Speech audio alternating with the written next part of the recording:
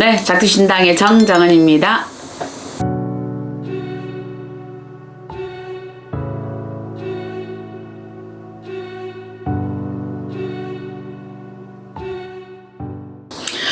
요즘은 사람들을 보면 왜 이렇게 극과 극으로 가는지 정말 모르겠다는 생각을 많이 하거든.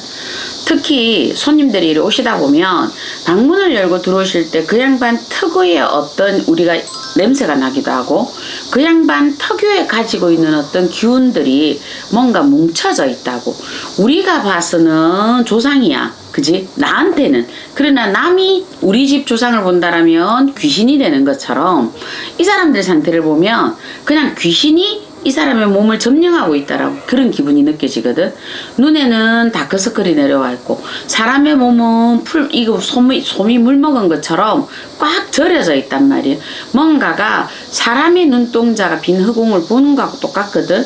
근데 그런 사람들을 보면 어떤 사람은 그래. 자기가 잠을 제대로 못 자요. 1시간 간격으로 깨어나요. 아니면 그냥 향냄새가 나요. 담배 연기 냄새가 나요. 아 정말 미치겠어요 하는 사람들이 의외로 많더라고 이게. 근데 이 부분을 보면 이 사람들이 어떤 누군가의 뭔가 안 좋은 뭐 비방을 당했든 방법을 당했든 이 사람들이 이렇게 뭔가가 화살이 날아왔다라는 얘기거든. 양밥이나 비방이나 이런 부분들도 나보다 단계가 낮은 사람한테는 이게 돼. 그런데 내가 만약에 나보다 높은 사람에게 이 비방을 치면 본인에게 바로 돌아와 버리거든. 이게 부메랑처럼. 이 부분을 하는데 물론 이 사람들의 어떤 경우가 여러 경우가 있어서 이 사람한테 이런 방법으로 취해졌겠지. 어딘가를 다녀오시면서 취했다? 글쎄 아니 비방이나 방법은 누군가 당신의 사주를 놓고 했다라는 거지. 조선조에 우리가 뭐 인연왕후를 했다라는 장욱정이처럼 이렇게 됐는데 이거와 똑같은 상황이 당신의 사주를 놓고 누군가가 이 양반 비방을 의외로 지금 많이 당하고 들어오는데 이 원인이 뭔지를 모르겠어. 무엇 때문에 이렇게 자꾸 극과 극으로 가는지를 잘 모르겠거든. 부처님 말씀에 그런 말씀이 있잖아.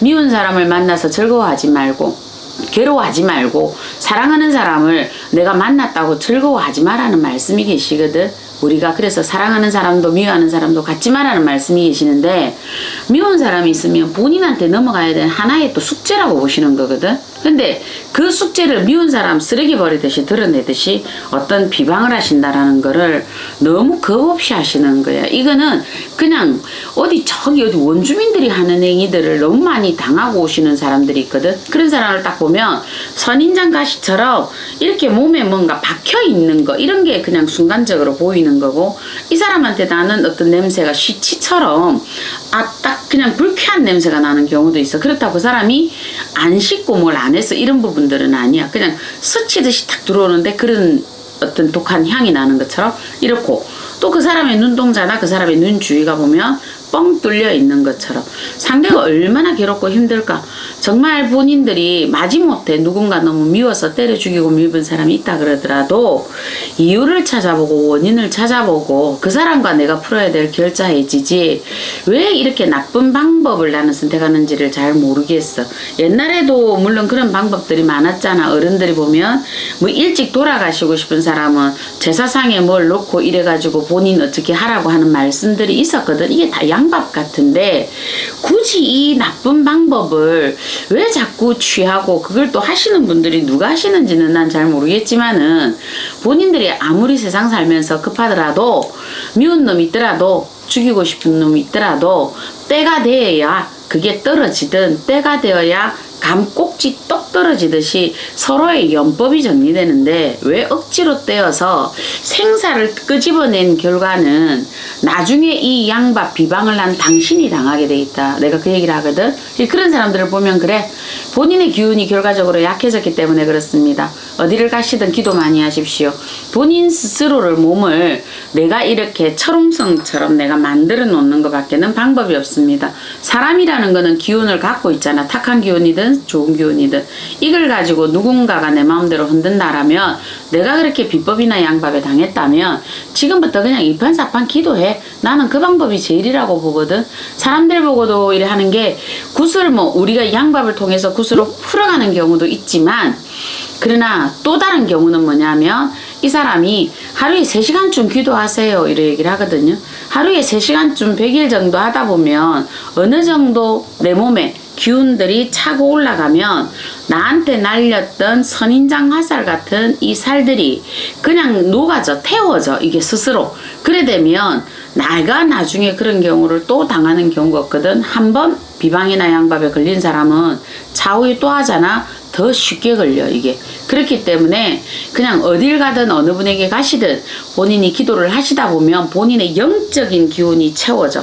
그러면 내 조상이든 남의 집 귀신이든 적어도 내 상투를 흔들고 나의 멱살을 쥐고 흔들어서 죽이지는 않을 거니까 본인들 스스로가 내가 내재되어 있는 어떤 기운을 위해서 하셨으면 좋겠습니다.